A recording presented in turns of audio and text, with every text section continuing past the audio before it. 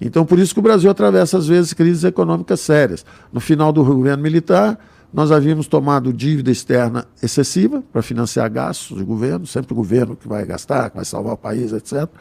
Nós fomos para o endividamento excessivo externo. Aí tivemos crises cambiais recorrentes.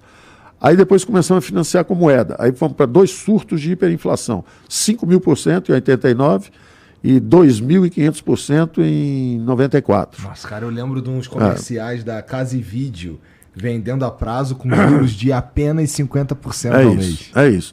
E aí, nesses últimos anos, o que aconteceu é que a gente aprendeu que não devia tomar dívida externa em excesso, não devia emitir moeda em excesso, mas se endividou em bola de neve. Saímos nos endividando em bola de neve.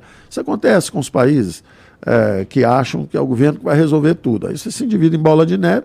Resultado, hoje, eu estava lendo algo dizendo que os Estados Unidos vão gastar agora $1 trilhão só para pagar juros da dívida. $1 trilhão, você imagina isso. Dava para quase dar um perdão fiscal na dívida dos jovens estudantes americanos, que estavam em $1,5 trilhão. Quer dizer, se em vez de estar gastando isso com juros, você poderia, por exemplo, dizer, olha, jovens, vocês que não conseguiram emprego, porque houve uma grande recessão em 2007, 2008, e vocês não conseguiram emprego depois de se endividarem para estudar, vou dar um perdão para vocês. Não pode, porque está pagando o juro da dívida. Que foi um caso bastante parecido com o Brasil também. O Brasil se endividou em bola de neve por 2, 3, 4 décadas. E aí gastava R$400 bilhões, são 40, 50 bilhões de dólares ano, só com rolagem da dívida. Quer dizer, vira o paraíso dos financistas e o inferno dos empreendedores, com juro alto, o inferno dos consumidores, também com crédito caro. Então, as ciências econômicas te ajudam a manobrar nesse espaço, entender o que você pode fazer, que é legítimo, as legítimas aspirações sociais de uma democracia emergente.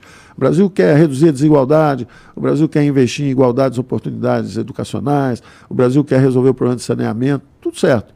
Agora, você precisa ter eficiência, gerir bem os recursos, senão você, a pretexto de ajudar a turma do lado de cá, você acaba tornando a vida deles um inferno, que é o que aconteceu com Venezuela, com a Argentina, com esses países que não souberam ter uma boa gestão. Mas essa vamos lá, para se tornar essa merda toda, não é, sei lá, em 5 anos, leva um tempo também de políticas, de certa forma, incorretas, na tua opinião. Você muda a direção muito rápido, quer dizer, nós mostramos que é possível, mesmo no meio de uma pandemia, de uma crise imensa, foi a maior configuração de crise, porque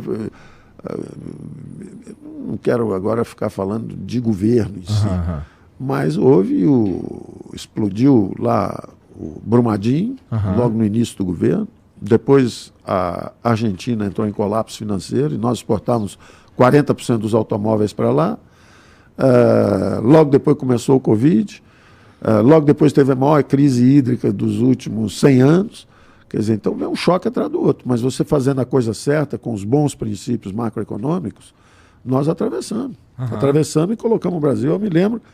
Você vê agora, eu cansei de falar isso, vocês vão passar o ano revendo a inflação para baixo e revendo o crescimento para cima. Falei isso o ano passado inteiro. O ano passado inteiro ficaram revendo o crescimento para cima, dizia que tem uma recessão e tal, teve um crescimento de 3%, 2,9%.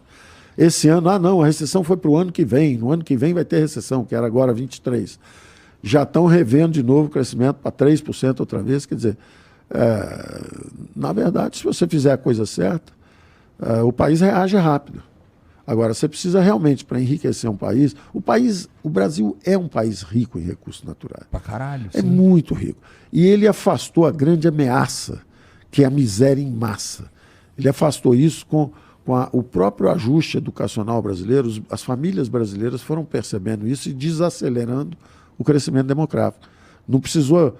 A China, por exemplo, impôs por lei que não podia ter 2 filhos, para derrubar o ritmo de crescimento da população.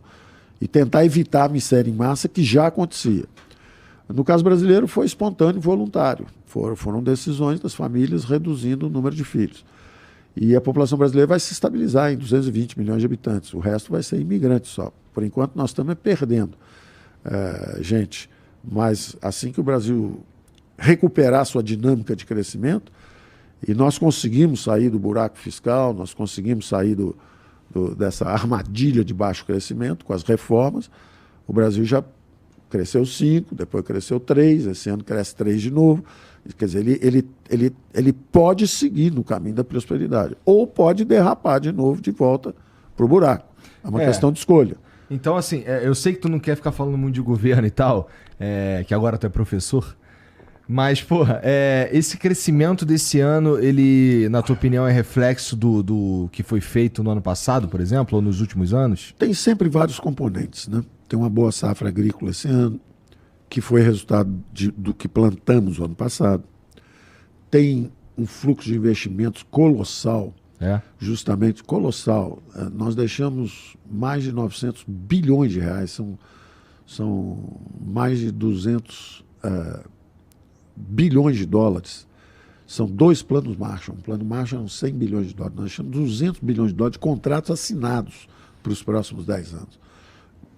Em mineração, em agricultura, em cabotagem, em saneamento, em privatizações de portos, aeroportos.